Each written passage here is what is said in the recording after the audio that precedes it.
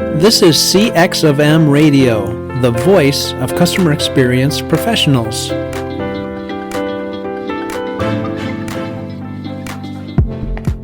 Hello, and welcome to another World of UX podcast.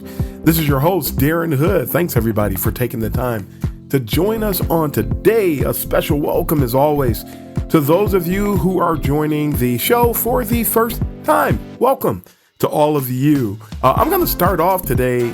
I just have to celebrate something. We just had our 200th episode. I'm excited about that. And I just came into the knowledge of something else today. I'm not sure how these milestones go. I don't know what some shows measure themselves by. I don't know how to necessarily quantify this, but it just sounded like a pretty big deal. So I thought I'd share it with the audience. But I just found out before I recorded this episode that the World of UX podcast has reached a special milestone in that this show has been heard now in over 100 countries. I think that's pretty cool. It's just cool. It's just some cool stuff. I don't know how else to express it, but just pretty excited about that. I'm glad for the longevity. I'm glad to be able to do something to help bring value to the UX community at large.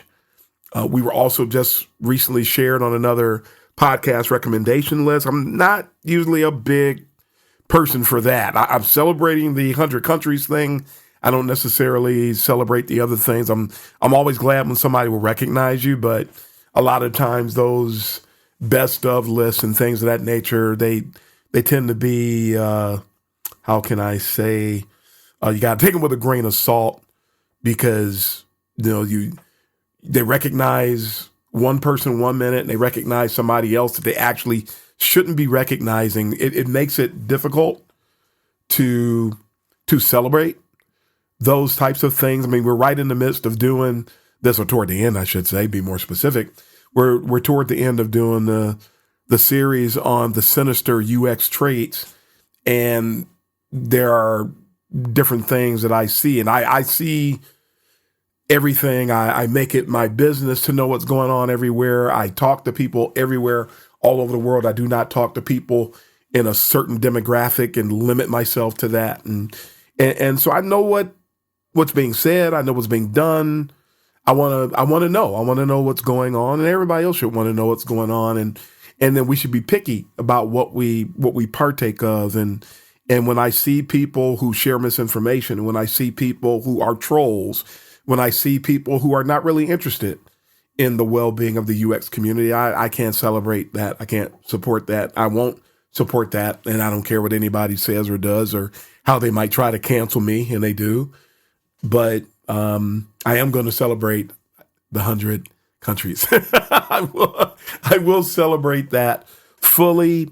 And I hope that more and more people, especially because this is a discipline, UX is a discipline that revolves around commitments to critical thinking. I would hope that more people would start to embrace critical thinking the way that they should, because a lot of times people don't. And when people don't embrace critical thinking, then it becomes an anything goes type of an atmosphere, or sort of a virtual environment, if you will. So just want to share those things. I thought we were going to be coming into the full home stretch with the last two topics. I just cannot get away from these segues and these potpourri types of segments. And so officially today, this is a UX potpourri session. Maybe next week we'll get to the point where we're wrapping up this series, and it's going to be a doozy because I'm going to be saying some things and sharing some things that people don't like. I know they don't like it. I'm going to be sharing some things that are going to be very, very unpopular. But if we want to thrive, those are the types of things that we have to embrace. We cannot stick our head in the sand and thrive. Ostriches don't thrive. If you want to go full metaphor here, ostriches can't fly. So if you want to get with the eagles, you got to get your head out of the sand and do something different. You got to get your head out of the sand and change your nature. Otherwise, you're going to be stuck putting your head in the sand and ignoring something. And funny thing is, when you stick your head in the sand to ignore something, that thing you're trying to ignore didn't go away. It's going to be there when you take your hand out or your head out of the sand. You're not going to leave your head in the sand. You're eventually going to come up.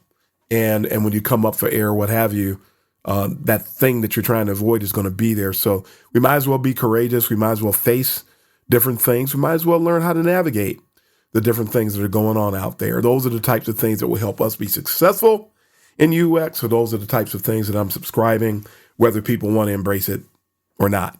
I'm not going to play the politically correct game. I'm not going to play the toxic positivity game. None of those types of things. So all that said, let's dive into today's set of topics for UX Potpourri. And we got our sound effect today. I saw something, and a lot of this stuff is coming from some things that happen on social media, which is usually the case when this happens. There are people that give recommendations for people, and they're usually directing these at new UX professionals. They're not directing them at people who've been around for a while, because we're not interested in that stuff. We're not drinking that Kool-Aid. We're not tapping into those types of resources. It's people should recognize when those things are being said and done that there's something predatory that's happening when people preface certain things the way that they do. And so at any rate, somebody had a recommendation, and the recommendation was that, you know what? You should work with developers. It's important that you work with developers, and you must make sure that you work with developers. And when I saw this recommendation and I saw somebody going gaga over this recommendation, I just laughed. Let me share something with you. Those of you who've not been around long enough or have not worked at enough different places, that's another problem in UX today. That's actually a sinister trait, because you have some people who are, I guess a little bit of sinister is going to get in here. This first thing I'm mentioning is sinister. Really, when you think about it, there are people that they've been, say, working in UX for 10 years, and they've been at the same company for 10 years. And those people, glad you were able to stay somewhere for 10 years. That's almost impossible these days. Here's the issue with working at only a few places, one or two places. That results in a person having a skewed and a narrow perspective. We're not calling that out. We're not saying that's a bad thing for a person to work somewhere. We're just trying to help you to understand what that's going to result in. When you work at an automotive company, or you work at a digital design agency, or you work at a FANG company, and that's the only thing you've ever done, that means that's all you know.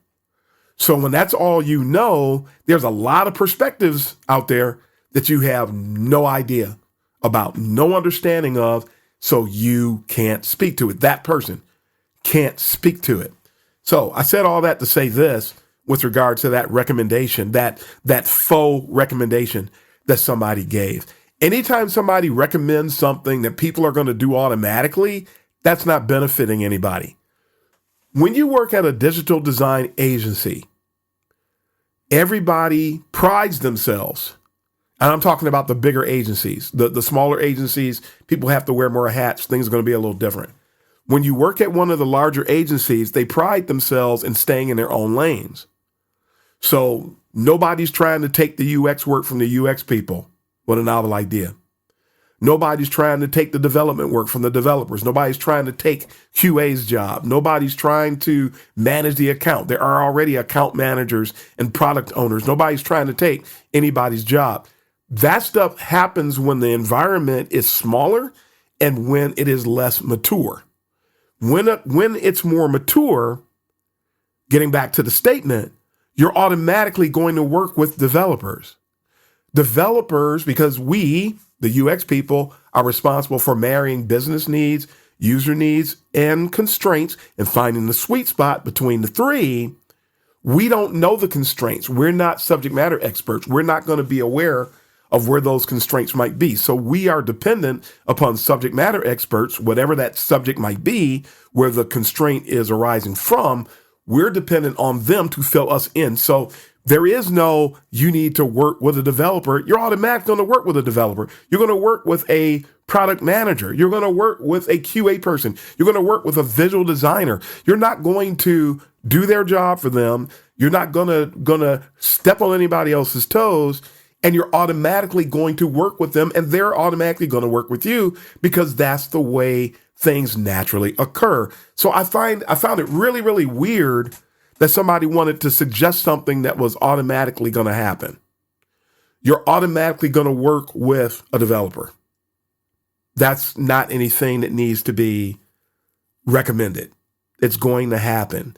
So to present it as if this is something that does not happen normally, that it's not an organic occurrence, is misleading, it's manipulative, and then to say that, and then to say it as if they're opening somebody's eyes or saying something that's earth-shattering or groundbreaking, that's really sad. And anybody who's doing that out there, you can actually just, maybe they say something sometime that has some value. I'm sure they do. But in this day where misinformation rules, and in this day when you have a lot of new people coming into the discipline, people who don't have filters, by the way, I'm trying to accelerate your filter development here. When somebody tells you something like that, oh, take it in. Find somebody else you can get some input from to find out how valid that really is. I'm here to tell you that's not a valid statement. You're going to automatically engage with a developer. The more mature environment you're in, the more likely it is to happen. And if it's not that mature of an environment, go and find the developers and connect with them. They're going to appreciate it. And you're going to build those relationships, because part of UXing is building relationships anyway. So you're going to not just build relationships with developers, but with every other discipline that you're connected to. But these people with these, I think you should breathe. Come on now, really? Come off of that. That's just ridiculous. So at any rate, that's number one. Let's move on. I am really sad to announce for number 2 today, those which design is better posts have started circulating again. They're back. A lot of us were sounding off. This needs to stop. This is not UX. This is not A/B testing, the whole 9 yards. And a lot of people, they just stopped doing it. And so somebody apparently saw one and decided to resurrect that. I'm just going to flat out call it foolishness. It's really sad. But they started to pop up again. And myself and other people, again, we picked up right where we left off, and we'll say, this is not UX. We don't know the context. We don't know who the users are, the whole 9 yards. And I'll give you a little laundry list here in a couple moments before we move on to the next topic. But people, they ignore us. It's funny that the people who post those things never want to hear anything that's actually constructive. They'll say, share your opinions, and then only listen to the people who agree with what they did. So, which is quite narcissistic, for the record. But at any rate, these things are really, really silly. So let me shed some light for you on these which design is better posts that have started occurring again. Number one, such a determination cannot be made without context. Those which design is better, we don't know who the users are. We don't know the use cases. We don't know the actual task flows. There's a lot of things we don't know. And some of the things I mentioned, they may factor in. Sometimes they may not. But we don't know who the users are. We don't know who the use cases are. That's pretty standard. That's not, the use case is not necessarily going to impact things. But my point is that's not UX. And I think it's also funny, if a person was truly trying to make a decision about design, I'm sure that's not the only thing you need clarified. And why are you asking everybody at large instead of engage? I mean, maybe the person is a team of one. You still don't go out and just ask everybody else who doesn't know anything about what you're working on. We can't really shed light. Some of the disservices that this is doing, some of these people think this is research. It is not.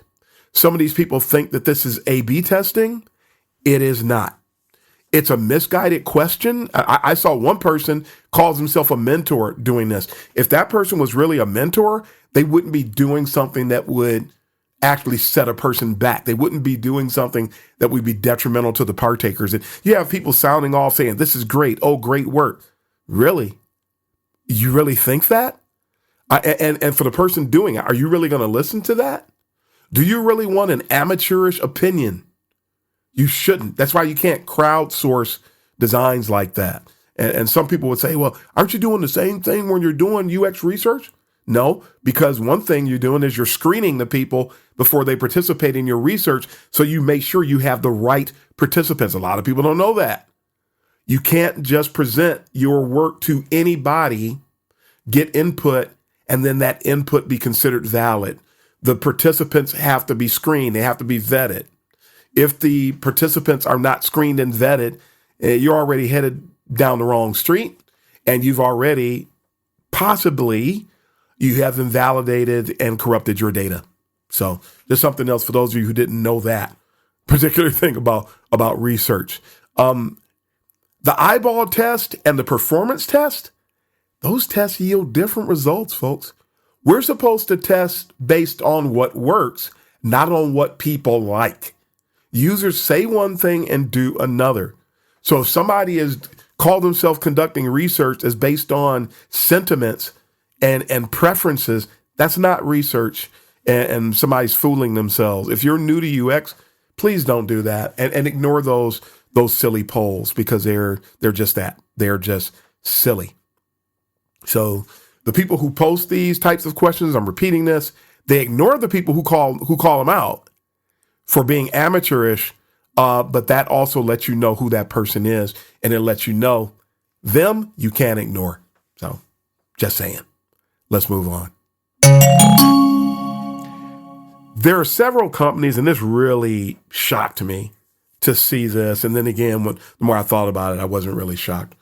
But there are several companies out there. They've created lists of what they call the top UX trends. If you were to go to your favorite search engine and do a search for top UX trends for 2024, you're going to find a boatload of companies and resources that have produced these lists. If you want some entertainment, go and look at about 3 of them randomly. You can pick any 3. What you're going to find, there's many things. I don't want to get ahead of myself, so let me go over my little laundry list with you. These lists are not accurate. I saw several of them have the audacity to say that responsive design is a trend. That's a joke. Responsive design became a norm over a decade ago. So that's not a trend. Someone said that micro experiences are trending. Micro experiences are not trending. Some of us have been working on micro experiences for years, and we know that that's where the main part of the user experience is made or broken, is in the micro experiences. For people who are just now learning, it might be new, but folks, new and trend are not synonymous. A trend is something that's starting to happen more. And trends are not based on what practitioners are doing, because the UX practice, the world of UX is upside down right now. So it's not based on that. These are not trends. So these lists are not accurate. I didn't see one list that had an accurate trend on it. Not one. Just throwing that out there. The vast majority of the things on these lists, this is the other funny thing I found out, and you'll see it too, are actually recycled from previous years. I saw a list that was the top UX trends for 2022. And I looked at it, and I just started laughing, because the things that were in this list were literally recycled by somebody else for their 2024 list, who's just trying to get some SEO generation out of it. They're not saying that this is a top trend or something is a top trend because they did research. They're not saying that something is a top trend because they made some discoveries. They're saying something is a top trend because it simply is going to get some visitors to their site and make them look like they know something that they don't. It was just amazing, the degree of copycatting that's going on, that companies are posting these ridiculous statements. And something else I noticed, some of these folks is just buzzword salad. Some people were saying that something was a trend, and I actually saw something I had never heard of before. But not only had I not heard of it before, I know what's going on in the design world, and it's not a trend. And someone made a great comment. We were talking about this. Several of us were dialoguing about this on LinkedIn, and somebody made a wonderful observation, and I didn't think about it till the person said it. Kudos to the person who recognized this. That person had that article. Some of these articles were written by AI. Somebody asked AI to just gave it a few words or whatever and asked AI to put something together, which explains why some of this stuff is being duplicated.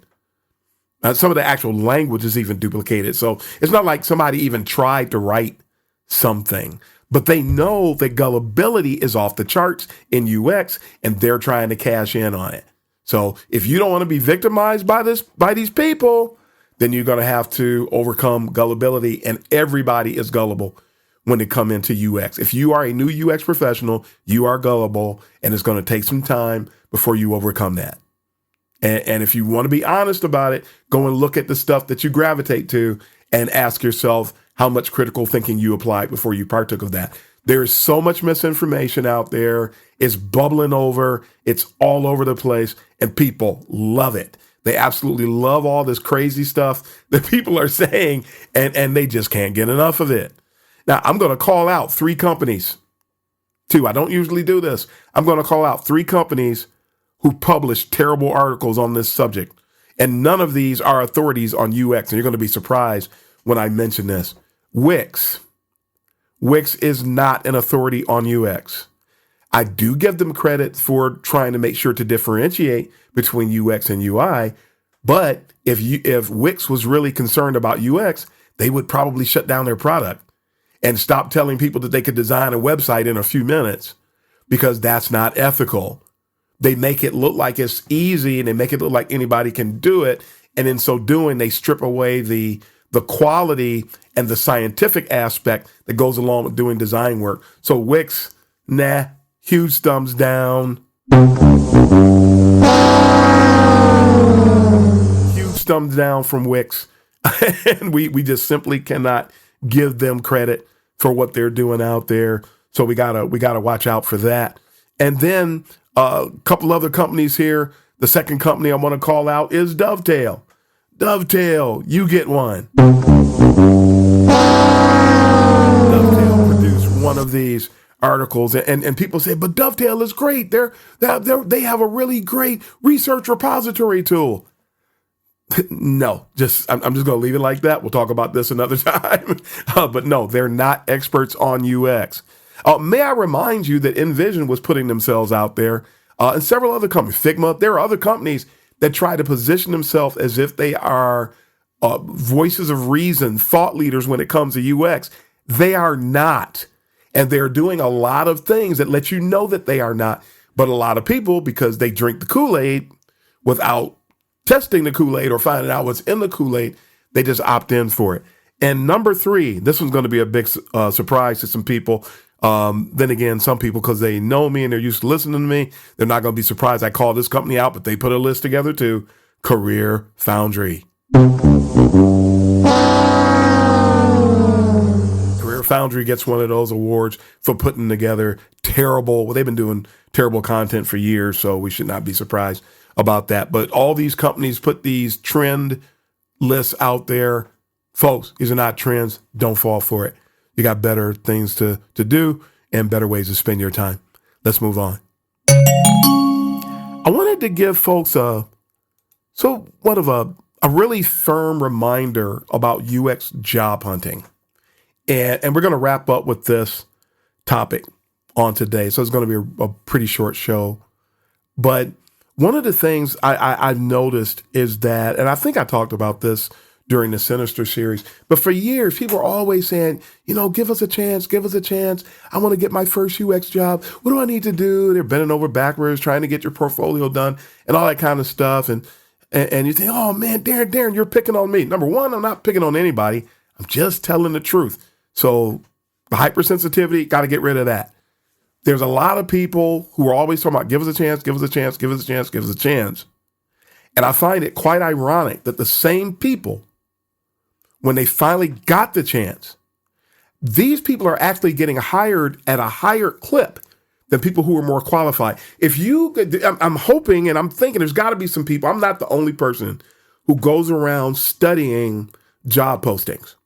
And when you study job postings, it is amazing to see things like a director position that only wants somebody with 2 years of experience, or a manager's position where they only want 3 or 4 years of experience, and a whole boatload of jobs where it used to be that entry-level jobs, they really only, in any discipline, not just UX, but in any discipline, only made up no more than 2% of the available jobs. That ratio has increased dramatically. You have some people out there, people who are known or recognized as UX leaders, who are going around telling people, you need to make sure you hire more entry-level people. They really want you to hire more entry-level people so you can come and pay for their services. Might as well bust them too. Yeah, might as well bust on them too, because then you'll come back to them. If you believe them and did that, you're going to be in trouble, so you're going to need some help. And instead of hiring a senior UXer so you can have a triage person on your staff that's going to save you tens, if not hundreds of thousands of dollars, yeah, that's right. When you hire a more experienced UX person, we actually do the work of 3 or 4 people. It's like hiring 3 or 4 people, and we come with a whole bunch of benefits that don't show up on anybody's job description. I'm just telling you that that's the way it is. But at any rate, it's really interesting that these people are being hired, back to my original point, and then the people who are more experienced are being shut out, to the point that the people who were given a chance, now they're not giving anybody else a chance.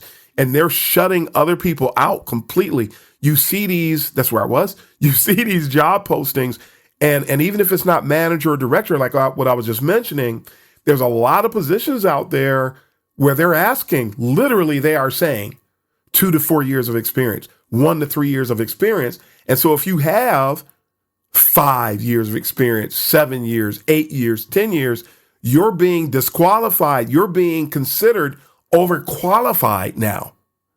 And the funny thing about a lot of these roles is that these companies that are doing this, they really don't want a UX person anyway. And everybody's going to find out the hard way down the line. So just really, really sad stuff. So I'm trying to encourage more seasoned people by this statement. And it's something that we need to know. I actually just had this conversation with somebody not 2 hours ago. Counterfeit UX teams want nothing to do with a bona fide practitioner. So those of you who are trying to make sure that you become a bona fide practitioner, please know what you may be up against, or not what you may be, what you will be up against to some degree. But for the genuine UXers out there, your value is only going to be recognized and valued by teams that are also genuine themselves. And a lot of these people who are the posers, the retrofits, and the upstarts, the people who have the inferiority complexes, the people who claim they have imposter syndrome, they want nothing to do with people who actually know their stuff. And they're very violent. They're intellectually and cognitively violent towards people who are confident, toward people who are qualified.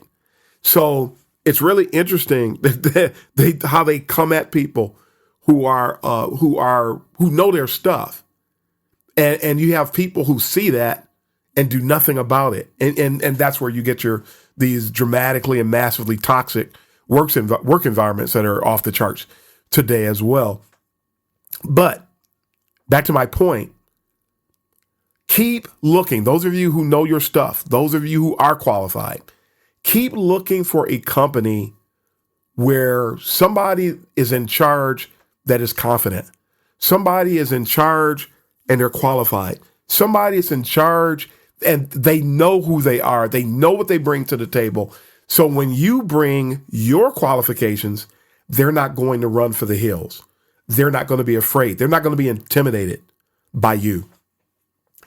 The problem is you're going to have to put a lot of work in to find a company like this, because they are far and few between. But you gotta keep looking. You gotta keep looking. They are out here.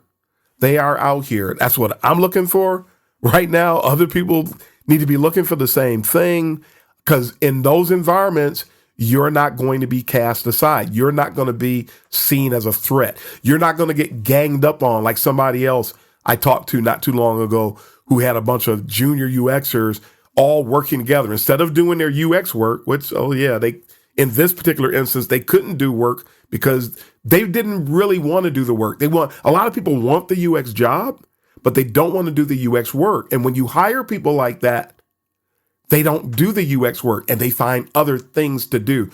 Some companies are actually, whether they realize it or not, are paying their UX teams, people on their teams, to engage in character assassination. You are literally paying somebody $70, $80, $90, $100,000 a year to run somebody else in the ground and keep them from managing their own livelihood.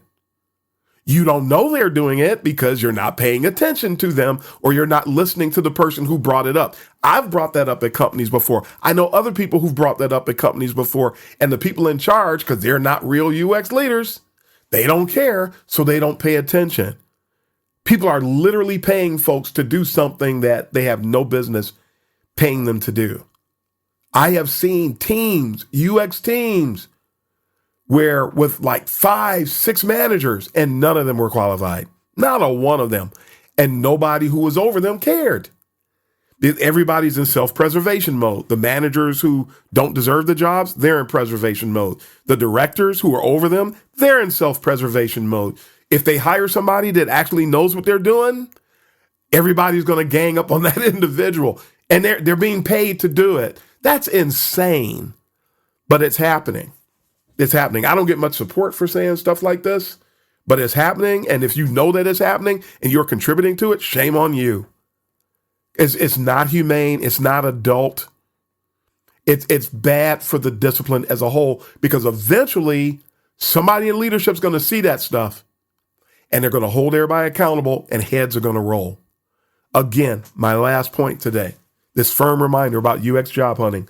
And this is for the experienced people. Nobody supports us. Nobody looks out for us. I'm going to do that. Make sure that you are always trying to gauge when you get those interviews, labor to find out who is on this team. When you get that schedule of people you're going to interview with, check to see what their qualifications are. Check to see how long they've been doing the work. If you have any posers, retrofits, and upstarts, and sometimes you got to try to get the job. We're not going to say don't do that. Sometimes you're going to do that, but you need to know how to navigate, because I remember once interviewing with a person at this really large, Fortune 100 company, if not Fortune 50. And I looked to see who I was going to be interviewing with. And one of the people that I was interviewing with said, "Wow, you've been doing this a long time. I could learn a lot from you. I look forward to learning a lot from you." And a lot of times the people who say that, that's the person you actually have to look out for. And in this case, it happened before the interview was even over. That person ended up making a statement. I said that the user experience person does not own the decisions. We own the user experience, but there's a product owner. There's an account manager. There's always somebody else that owns the decisions. We give data, we give recommendations, but we don't own the decisions. We can't make anybody do what we want to do. And when I said that, that person became livid. So basically, I got punished for having knowledge. And that person subjected me, made me a prison to their ignorance, and then made me subjected to it. And then I didn't get the job. I didn't move forward in the process. That was the only bad interview I had. But this person didn't know anything. And their ignorance, I'm sure somebody else was cultivating it somewhere else there. So it's pretty sad stuff. I'm glad I didn't go. I'm glad I didn't make it. It hurts to get rejected. It's disappointing. All the descriptions, you know how it is when you don't get the job.